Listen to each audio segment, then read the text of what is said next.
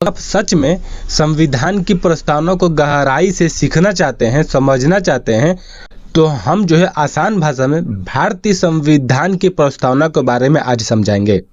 आज का लक्ष्य है, इस क्लास के बाद आपको पता होना चाहिए कि प्रस्तावना क्या है, इसे संविधान की आत्मा क्यों कहा जाता है, इसमें लिखे गए हर शब्द का अर्थ क्या है, परीक्षा और वास्तविक जीवन में इसका क्या महत्व है। प्रस्तावना क्या है, सरल भाषा में समझे।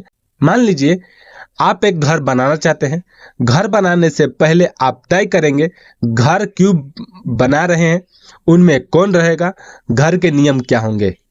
इसी तरह संविधान बनाने से पहले संविधान निर्माताओं ने यह लिखा कि भारत कैसा देश होगा और उसका उद्देश्य क्या होगा। इसी उद्देश्य को प्रस्तावना कहा जाता है। दूसरे शब्दों में प्रस्तावना संविधान का परिचय और उद्देश्य है। संविधान की प्रस्तावना के बारे में हम लोग देखें तो हम भारत के लोग भारत के एक संपूर्ण प्रभुत्ता संपन्न समाजवादी पंथ निरपेक्ष लोकतांत्रिक गणराज्य बनाने के लिए तथा उनके समस्त नागरिकों को सामाजिक, आर्थिक और राजनीतिक न्याय, विचार, अभिव्यक्ति, विश्वास, धर्म और उपासना की स्वतंत्रता, प्रतिष्ठा और अवसर की समानता प्राप्त कराने के लिए तथा उन सब में व्यक्ति की गरिमा और राष्ट्र की एकता और अखंडता सुनिश्चित करने वाली बंधुता बढ़ाने के लिए दृढ़ संकल्प होकर अपनी संविधान सभा के आज 26 नवंबर 1949 को एकत्रित द्वारा इस संविधान को अंगीकृत, अधिनियमित और अधिकृत करते हैं। प्रस्तावना को संविधान की आत्मा क्यों कहा जाता है, समझते हैं। क्योंकि पूरे संविधान का उद्देश्य इसी में लिखा हुआ है। अगर किसी कानून का अर्थ समझने में कठिनाई हो तो अदालतों कई बार प्रस्तावना को देखकर संविधान के उद्देश्य को समझने में सहायता लेते हैं। प्रस्तावना में लिखे गए अब हर शब्द को समझते हैं। हम भारत के लोग, इसका अर्थ है संविधान किसी राजा, अंग्रेज सरकार या किसी विदेशी शक्ति ने नहीं दिया। भारत के लोगों ने स्वयं अपने संविधान बनाया है, यानी देश की असली शक्ति जनता है। दूसरा पॉइंट है संपूर्ण प्रभुत्ता संपन्न। इसका मतलब है भारत अपने फैसले खुद लेता है, कोई दूसरा देश भारत को आदेश नहीं दे सकता।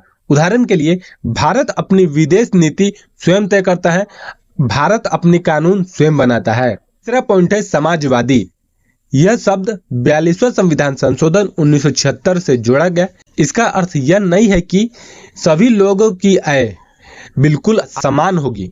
इसका अर्थ है कि सरकार ऐसा नीतियां बनाए ताकि गरीब और अमीर के बीच का अंतर कम हो और सभी की शिक्षा, स्वास्थ्य और अवसर मिल सके।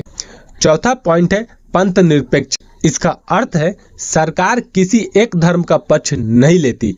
हर व्यक्ति को अपना पसंद का धर्म मानने, बदलने या ना मानने की स्वतंत्रता है, बशर्ते यह वह कानून का पालन करे। पांचवा पॉइंट है लोकतांत्रिक। लोकतंत्र का अर्थ है जनता द्वारा, जनता के लिए, जनता की सरकार। भारत में नागरिक वोट देकर सरकार चुनते हैं। छठा पॉइंट है गणराज्य। इसका मतलब है कि देश का सर्वोच्च पद राष्ट्रपति वो वंशानुगत नहीं होता। राष्ट्रपति का चुनाव संविधान के अनुसार किया जाता है। वंशानुगत कहने का मतलब है कि ऐसा नहीं होगा कि जो अभी राष्ट्रपति चुने गए हैं, जैसे द्रौपदी मुर्मू, उनके बाद उनके बेटे बेटियां आए, यही है, वंशानुगत नहीं होगा। अब देखते हैं प्रस्तावना के 4 प्रमुख उद्देश्य हैं। पहला है न्याय। न्याय 3 प्रकार का है, सामाजिक न्याय, आर्थिक न्याय और राजनीतिक न्याय। दूसरा पॉइंट है स्वतंत्रता। हर नागरिक को सोचने की, बोलने की, लिखने की और धर्म मानने की स्वतंत्रता दी गई है, लेकिन यह स्वतंत्रता कानून की उचित सीमाओं के भीतर होती है। तीसरा पॉइंट है समानता। सभी नागरिक कानून की नजर में समान है। जाति, धर्म, लिंग या जन्म स्थान के आधार पर अनुचित भेदभाव नहीं किया जा सकता। चौथा पॉइंट है बंधुता। बंधुता का अर्थ है देश के सभी लोगों में भाईचारा, सामान्य और एकता की भावनाएं। परीक्षा में पूछे जाने वाले कुछ महत्वपूर्ण सवाल देख लेते हैं। संविधान की प्रस्तावना को संविधान की आत्मा किसे कहा जाता है? तो प्रस्तावना को कहा जाता है। समाजवादी और पंथ निरपेक्ष शब्द किस संशोधन से जोड़ा गया? 42वां amendment of the constitution of India 1976 के द्वारा जोड़ा गया था। तीसरा संविधान कब अपनाया गया? तो 26 नवंबर 1949 को। और चौथा संविधान कब लागू हुआ? तो 26 जनवरी 1950 को। यही दोनों में कंफ्यूजन होता होगा, कब अपनाया गया, कब लागू हुआ। तो अपनाने का बात आएगा तो 26 नवंबर 1949 को, और बात आएगा लागू होने के लिए तो वह 26 जनवरी 1950 को। अगली क्लास में हम भारतीय संविधान का इतिहास और संविधान सभा पढ़ेंगे।